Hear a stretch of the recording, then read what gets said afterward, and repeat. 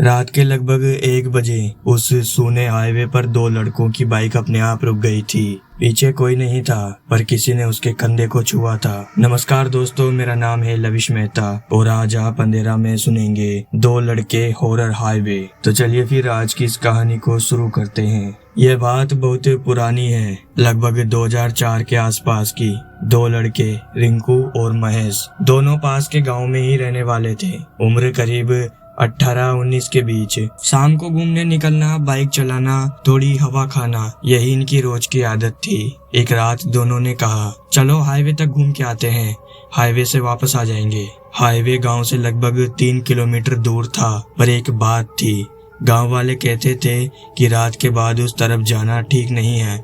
ऊपर नीचे की चीजें दिख जाती है, लोग यूं ही डरा दिया करते हैं। रिंकू और महेश इन बातों पर हंसते, सब बेकार की बातें हैं कहकर निकल पड़े। रात के लगभग 12:15 का समय था। चांद आधा, हवा ठंडी, सड़क बिल्कुल खाली। दोनों तरफ कांटों वाले पेड़ और झाड़ियां थी। कहीं कोई गाड़ी नहीं, कोई ट्रक नहीं, बस लंबी काली सड़क।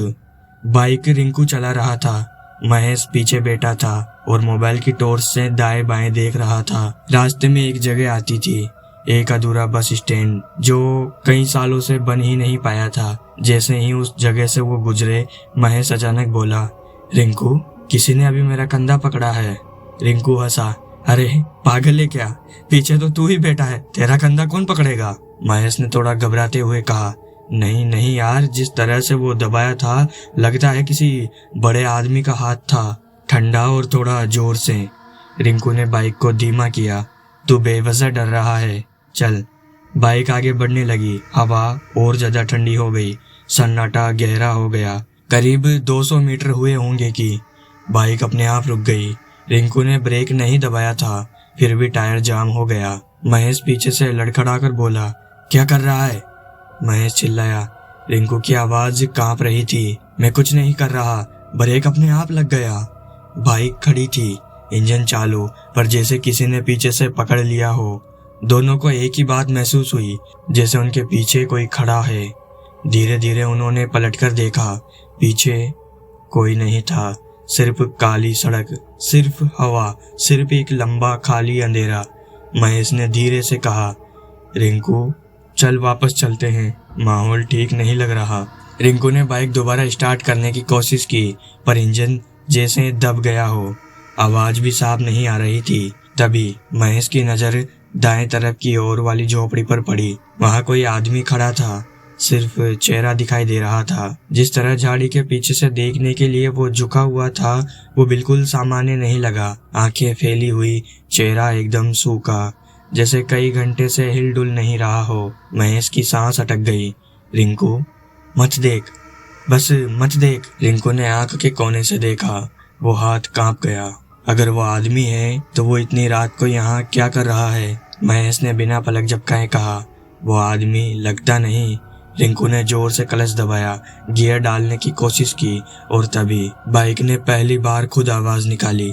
एक लंबी, भारी, अनजान आवाज, और उसकी जगह कोई और चीज चल रही थी।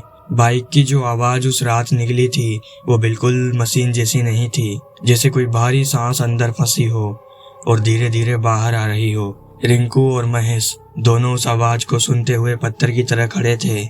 बाइक की हेडलाइट के सामने छोटा सा धुआं उठ रहा था, लेकिन इंजन ज्यादा गर्म भी नहीं था, मतलब वो कुछ और था। महेश के हाथ अब भी रिंकू के कंधे पर थे, पर उसकी उंगलियां धीरे धीरे कांपने लगी। रिंकू, उसकी आवाज फटी हुई थी, वो झाड़ियों में जो खड़ा है वो हिल ही नहीं रहा। रिंकू ने हिम्मत करके थोड़ा सिर घुमाया, वो चेहरा अब भी उसी जगह पर था, उसी तरह झुका हुआ, जिसे एक ही पलक में पूरी दुनिया को घूर रहा हो।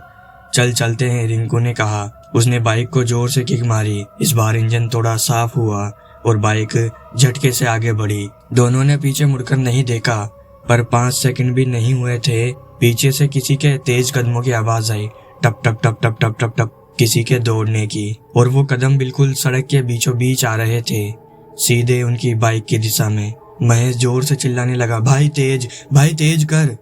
रिंकू ने पूरा एक्सीलेटर घुमा दिया, बाइक उछलते हुए गियर पकड़ने लगी, पर जो कदम उसके पीछे थे वो कुछ सेकंड में ही उतना पास आ गए कि महेश को लगा कोई अभी गिरकर बाइक पकड़ लेगा। मत मुड़ मत मुड़, महेश रो पड़ा। पर इंसान का दिमाग अजीब होता है, जब डर सबसे ज्यादा बढ़ता है तभी वो देखने पर मजबूर करता है। रिंकू ने जल्दी से पीछे झांका और जड़ हो गया। पीछे कोई आदमी नहीं दौड़ रहा था, कोई चेहरा नहीं था, कोई परछाई भी नहीं, पर कदमों की आवाज साफ आ रही थी, जैसे कोई बिल्कुल साथ साथ चल रहा हो, बिना आकृति के, बिना साए के। एकदम खाली सड़क, लेकिन पूरा हाईवे हिलने जैसा महसूस हो रहा था। महेश, वहाँ कोई नहीं है। रिंकू की आवाज कांप रही थी। झूठ मत बोल, कदम कौन चला रहा है फिर? महेश चिल्लाया। रिंकू के पास कोई जवाब नहीं था, बस बाइक तेज से तेज करता जा रहा था। लगभग 1 किलोमीटर बाद कदमों की आवाज अचानक बंद हो गई, इतनी तेजी से जैसे किसी ने एकदम कट कर दिया हो। बाइक अब 60-70 की स्पीड पर थी। हवा कानों से सीटी जैसी चल रही थी। कुछ नहीं बोल रहे थे, पर फिर 5 सेकंड बाद